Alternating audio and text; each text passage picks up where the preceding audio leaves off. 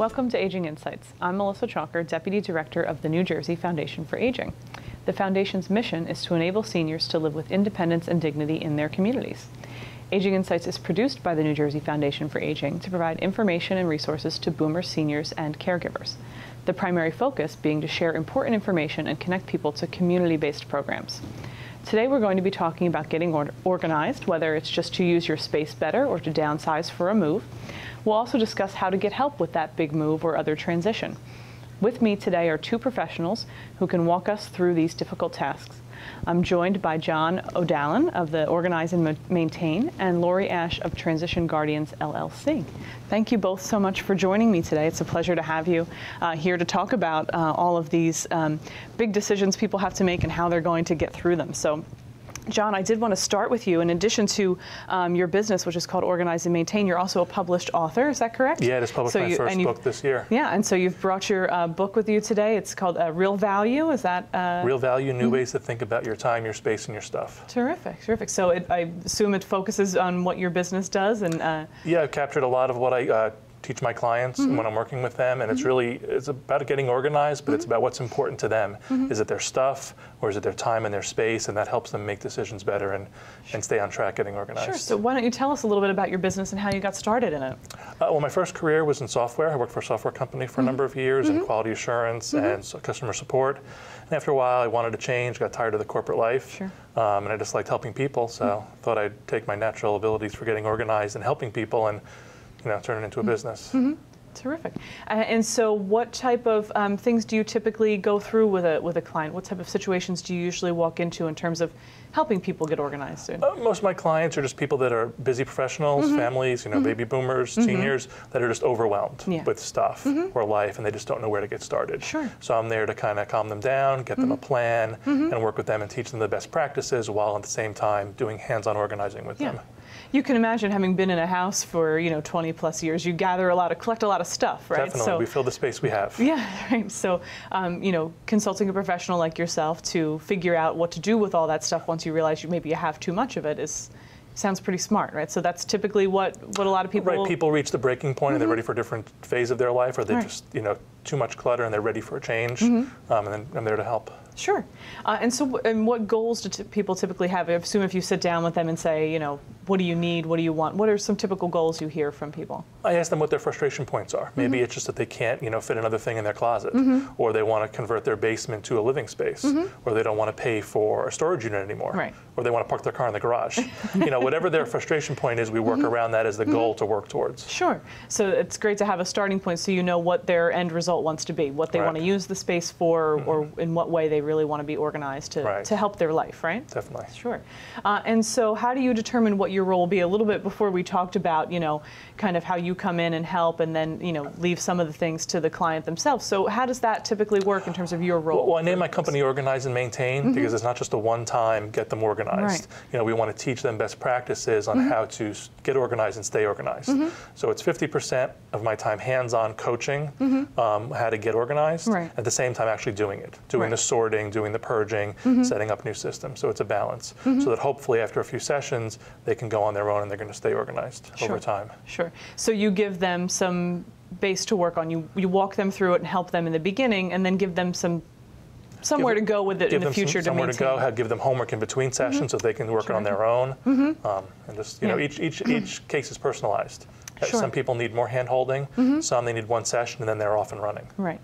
So that does kind of lead to my next question is, how much time do you usually give people? How many visits would you say typically would take to get somebody organized? It varies on the situation. Sometimes if they're just looking to get the garage done, it could be, one afternoon. But if it's a whole house, we may schedule a few 3 or 4 hour sessions over the course of a month or 6 weeks, giving them homework in between. It all varies about how much they want to get organized and how much help they need. Sure. Sure, and I assume also the space, as you mentioned. If somebody's just going to do their garage, that's different than a whole house. The whole house, situation. And how dense the clutter is, and how fast they can work. Some people cannot make decisions as quickly, so it takes them a little longer. Yeah, and again, you're meeting your client where they're at in terms of not only their goal, but how much they can accomplish in a given period of time. Right, we don't want to overwhelm them and stress them. We want them to continually move forward. Sure, sure. Are there any tips that you would give to our viewing audience in terms of their thoughts about getting organized and where to start? I have 3 basic tips that I tell people. One we talked about is kind of create a vision. What are you working towards? And if you keep that in mind, that will keep you motivated.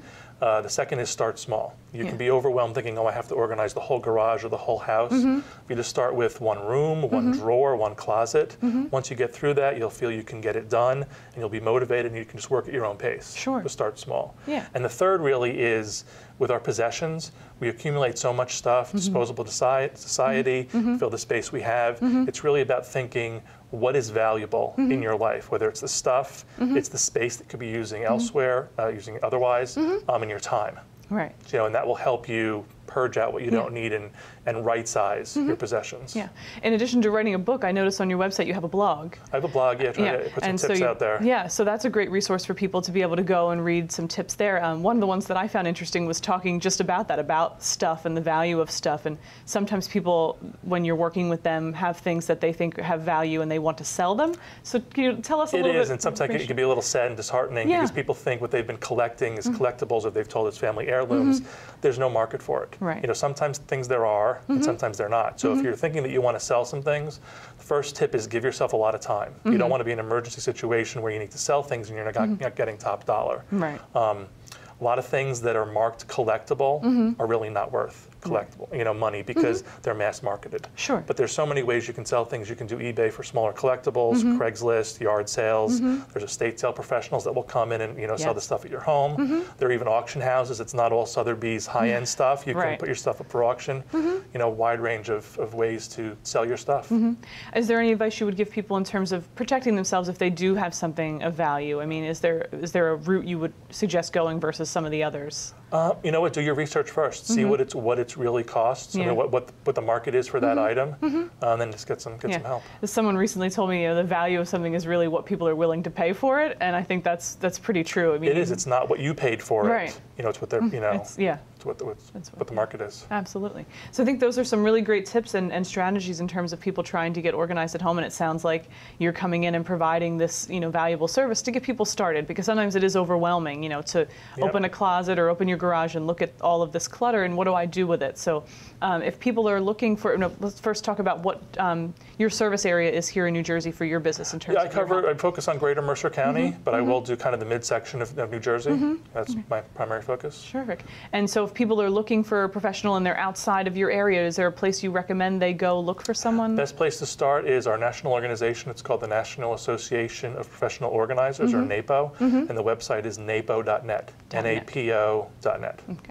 And people can go on there and search via their zip code? Plug in their zip code, the specific, things that they're looking for in an organizer, their challenges, and they'll get a list. Terrific. And then they can hopefully find someone like yourself who's a professional if they're not in your service area. Yeah, a lot of great professionals out there. And they can also go to your blog and look at some of your tips if they're not ready to have professional help, if they want to get started on their own. Sure, you've provided a lot of great tips so far for folks on how to get started at home on their own, I think. Anyway, thank you. Sometimes when people are getting organized and looking to declutter, it's not just to use their space better, but sometimes it's because they're moving or facing a transition, or maybe their loved ones after someone has passed are looking for a transition and a way to deal with all this stuff that's left behind. And that's where our next guest, Lorri, comes in. Your business is a professional move manager. And I think you and I have had a conversation off air about how people might not understand what that is. So why don't you tell us what a move manager is and a little bit about your business? Okay, thanks for having me here. And I think it's a great opportunity to let your viewers know that there's a service available to them because they know about organizers, but they don't know about relocation managers. So I'm a certified senior move manager, and my company helps people relocate from one home to the next. Moving is so overwhelming, emotionally and physically. And it's very hard for a senior to be able to actually lift those pieces or clean out closets and so forth. So I help them transition from one home to the next. We take care of all their needs and find solutions for their moving needs. We move them across town, across the state, and sometimes I move people overseas. I also handle estate dispersal, which gets me involved in having things dispersed across the country. Right. Every client is unique. Yes. Every move is unique. A lot of people don't understand the service at first, so I equate it to a party planner. Okay. We orchestrate the move so you don't have to. Life is very busy, daily life, and you throw in a move and it's overwhelming. So we take care of all the logistics for our clients, and they can go about their daily life knowing they're going to close and move in a timely manner. Right. We do all the work for them so they don't have to. Yeah. I think that is a pretty good analogy to compare it to a party planner. I mean, it is the idea of, people are familiar with what a mover is, that, if I've sold my house and I'm moving and I need help getting all this big furniture out, I'm going to call somebody with a big truck who's going to come and move all this stuff for me. Right. But it's all that preparation before that point, right, that you're going to help people do. So could you give us some examples of what those tasks are? A mover will just be called in to move the items from point A to point B. Sure. They pack, they wrap the furniture. But we get involved with the project from the moment we're called in. I meet with the client and we will start scheduling a game plan. We will figure out when they're moving and what needs to be done when. We sort through the house. We start in one corner of the room and mark our way through the entire house. We set up third-party services that are needed. I do a customized floor plan so that whatever we've decided will go to the new home, we have to make sure it's going to fit. Including their clothing. I might put blue tape on the floor and say, okay, this is the size of your closet. So you can only take so much. Right. Look how much we have. So we need to sort through it. And it kind of hits the reality of what space they're moving into if they're downsizing. And most people usually are downsizing. And then we organize for the mover. We're there. My clients are usually not there move day or unpack day. So they leave with the home that they had set up for 30, 40, 50 years. And they leave, the mover comes in, we organize it with the movers, they pack, they wrap, they load, they unpack the next day, and 1 or 2 bedrooms are set up the next day, so they come the next day and see an apartment or a small home that looks exactly like the way they lived before because we take pictures. Of their tabletops, of their break fronts, of their walls, if we're hanging the artwork, and we recreate their situation. So they're resettled in their new home, and very often, if it was the house that was going to be sold, somebody needs to clean it out and get it ready for the sale, for the closing, and we do that too. And if it's an estate, then we make sure that everything gets dispersed to family members wherever they're living. And again, it's ready for closing. Everything's broom swept. So there is a big difference between a mover and a move manager. Yeah, well, I mean, what you've just described is complete full service, from starting with, I'm moving out of this house, I need to get rid of and decide what I'm taking with me, what I'm not taking with me, and what do I do with the stuff I'm not taking, right? And then all the way to unpacking and helping them settle and fit everything into their new space. So that is quite much more full service than just a van that shows up and moves your stuff. It's true project management with a heart. I tell people, I have to do my job, but I know it's emotional. So we will guide you through the whole process. We'll hold their hands, but I need to finish by a certain day. So I give everybody homework. And I tell them, don't touch anything, don't move anything around, but just think about what you want to do with the items in this area of the house. So when I come, you have made your decisions. You don't want, like John said, you don't want to make decisions when you're stressed, when there's a time constraint. It's not healthy for them, and it makes the process uncomfortable. After a few visits, they're really enjoying the process. First time I'm there, it's like, do I have to throw this out? The second day, it's like, all right, I know I have to throw this out, Lorri. By the third day, where's the garbage can? And they get comfortable with it, and they see it is a process. It's like an onion. I tell everybody, it's like an onion. You have to peel the onion. You've been here 30, 40, 50 years. It doesn't take a day to undo what you did in all that time. So we go layer by layer. It moves a lot quicker than people imagine because they don't realize how fast we're moving. We might unpack a closet and then bring them in afterwards. But by the second or third visit, I know what's important to them. So I'm able to separate. And then we go through, because it's their decisions. I can't make the decisions for them what to do with the items. But they feel more comfortable, and they know that this is the reality, they're moving, and they need to get it done. And that's what makes what both you and John do very unique, because this is a very personal thing that you're doing with people, going through their things. We talked before about how it's really a trust factor. I mean, you're building a relationship with people from the start. When you come in, they have to trust you to walk them through this process. You know, whether it's just getting organized and using your space better like John does, or if it's the full thing of, you know, moving to a new space, a new transition in their life. There's a lot of emotion that goes with that. So you're walking in, and you have to be sensitive to that. So it takes a particular skill aside from just being able to organize and move things. I immediately tell my clients, there's no judgment. Whatever's in this house is yours. Right. And I'm not emotionally attached. So I see it exactly the way it is. If there's a cup with a crack in it, you don't need that cup anymore, unless this is your great-grandmother's cup, and you must have it. If there's a stain on clothing, it goes. You know, and because we're not emotionally attached, but we're sensitive to their needs. So I tell them they must tell me what's important to them. And it seems to be working. Yeah. And so, you know, we talked about their different transitions that people might be at if they're ready for a move, whether they're moving to a smaller home or an apartment, or sometimes people might be moving to an assisted living or some type of community where there's care involved. So I'm sure that adds a different need to what you do, right? Well, it depends on the space they're moving into. Will determine what they can take. And sometimes they can't take anything, because it's a situation where they're moving to a room where they've been given all the furniture. But the family still wants them to have some possessions to make it feel like home. That's what you want. You want them to feel like home. When my clients move in to their space, when they walk in, I hear, wow, I feel like I'm home. We take the magnets off the refrigerator and put them back on to where they are. So they feel comfortable. So even if it's just a room, they might want a lamp, they might want the TV, they might want a small piece of furniture or a chair.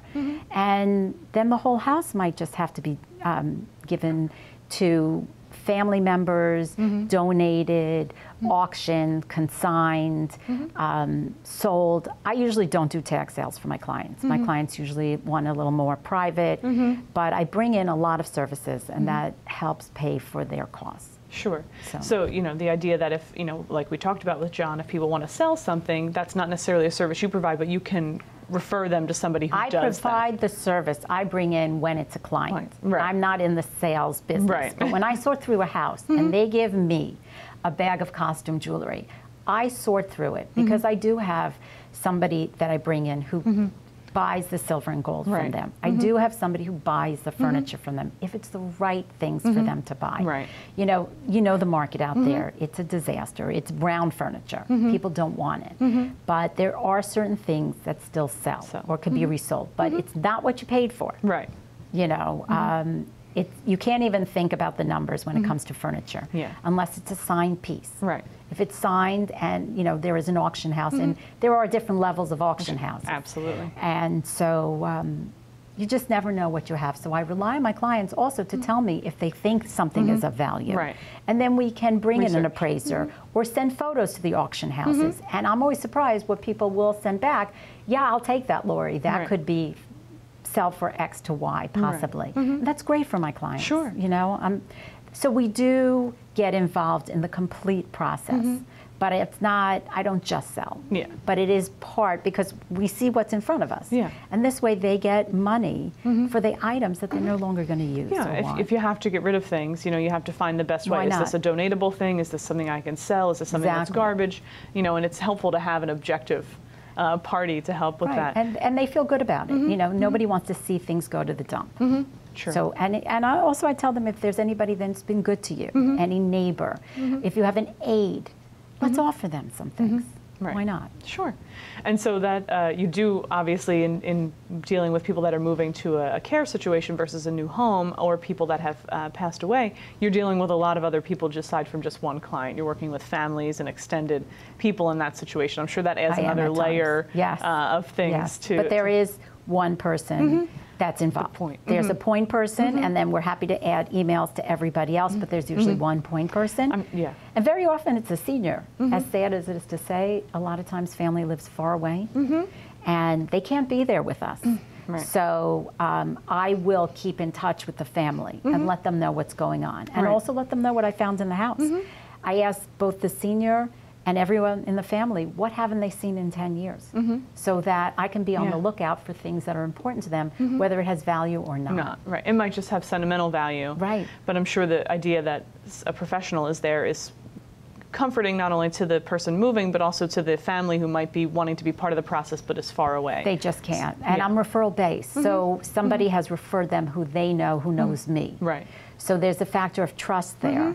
And it works very well, especially with the iPhone today. You can do anything. You can. Any phone, actually. You know, send pictures, tell them, quick, this is what I found and where I found it. And they're always surprised. Sure. So we've talked about a lot of different scenarios, and I know when we talked previously, we know there's no such thing as a typical case. All of your clients are different, all situations are unique, and you've given us some great examples, but could you walk us through, you know, kind of an example that you might have of a beginning to end? I want to give people an idea of where to start, people that are watching. Okay, as soon as you have an idea that you're going to be thinking about moving, start with your papers, start asking your family what they want. If there's no family, ask friends if they're interested in anything, so that you can start with the items in the house and have an idea of where they should go, even before I come. Look at the papers. Everybody has file cabinets. It takes forever to go through them. I know in my own home, because you're attached. It's something you had, it was something from a long time ago, it's family memoirs, it's somebody's handwritten note, you know, you have fond memories, but you have to let go and you have to do that yourself. Right. I have done it for people and it is a difficult task because I have to think what's going to be important to them. So it's a good thing to start with that. After that, if you can't physically do it, then you should call somebody in to help you. Even if you can't afford a service, have a family member, have a friend, have a neighbor. Sometimes you have an aide. Sometimes they could be helpful. You have to start purging. You have to start getting rid of the things you just don't use anymore. I think they say we use 20% of our possessions. Wow. You know, and it's just, you know, you don't need it. Yeah. It's hard to say it. It's hard for me to say it, and to do it too in my own home. But but I do it. Yeah. And it feels better, and it's cleansing in its own way, and it'll make your move much easier. Yeah. I mean, it sounds like, you know, the best advice in terms of that, of starting, you know, fairly early, is that you want to get rid of things. You don't want to take them with you and then get rid of them. You want to get rid of them before you move, thing right? Is to I always say to my clients, the last thing I want you to do, because there are clients I don't unpack. They might move across the country or overseas.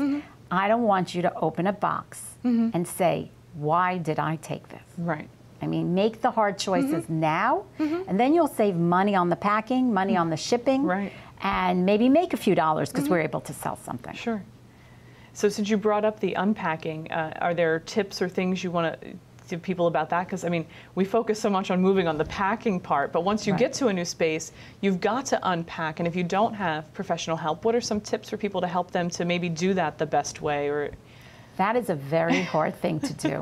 Very often, even if it's a 1 or 2 bedroom, they could be moving with 100 boxes because a lamp is in one box, a lampshade is in another box. That's 2 boxes. That's a nice sized box. Sure. So you need to get some help. If you can't physically do it, you need some help. Right. And you need a lot of plastic bags because the movers move with a lot of paper. Yeah. And for our clients, we unpack them and every piece of moving debris is removed from the room. Oh, that's nice. And so it's as if they just, I just picked them up and moved them from point A to point B.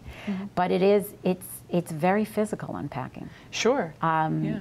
Start with box 1. I mean, make sure your movers label your boxes to put it in the right areas, because you don't want to take a heavy box from a kitchen from the bedroom. Right.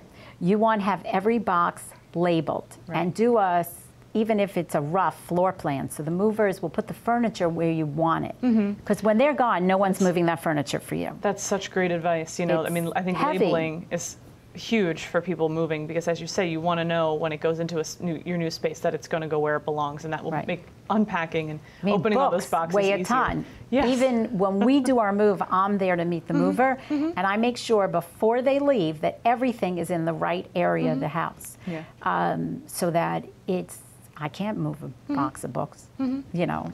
and then it'll take extra time to go from here where it should be there. So you want to make sure everything's labeled and you organize your move to the best of your ability. Make sure you know where the furniture's going, or at least in the right room. And before they leave, ask them. They're all very nice guys. Just to, you made a mistake. You don't want the cabinet here, you want it here. And they'll do it for you. These are all really great tips that I think are going to help for our viewers to get started and know what to do when it's time to move. I want to let people know what your service area is for your business, and again, the name of your business. So my business is Transition Guardians, and in New Jersey, I'm in northern New Jersey. I do about, I'm by the George Washington Bridge, so I got about an hour out, but it depends on the service. If somebody is in a different area, they can go to the National Association of Senior Move Managers. It's NASMM.org. I'm a member of NASM, and they can plug in an area code or a state. And they can find other people like myself. I'm certified, I'm insured, I'm bonded, so are they. There are, you have to take a certain amount of classes, and you have to have certain insurance to be on the website and a member of the association. So it's great for people to know that there is a place for them to look for someone who is certified, who is professional, and that they should be sure to hire somebody who's reputable from a site like that. Absolutely, and even if they don't need it from where they're coming from, they might need it where they're going to. So they can find both ends. We also all work together and refer each other if I have a client moving someplace else.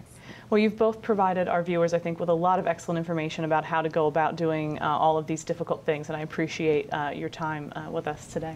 Thank you. Thank you. Thank you all also for sharing your time with us today. Aging Insights is produced by the New Jersey Foundation for Aging and is made possible by donations to the foundation. To become a sponsor for Aging Insights programs, please visit our website at www.njfoundationforaging.org or call us in the office at 609-421-0206. All of the previous shows may be viewed on our website. We want to remind you to find out about senior services in your area. Please contact your county office on aging. Their numbers are listed on our website, or you can call the state hotline at 1-877-222-3737. Thank you for watching this episode of Aging Insights, and remember, aging is everyone's business.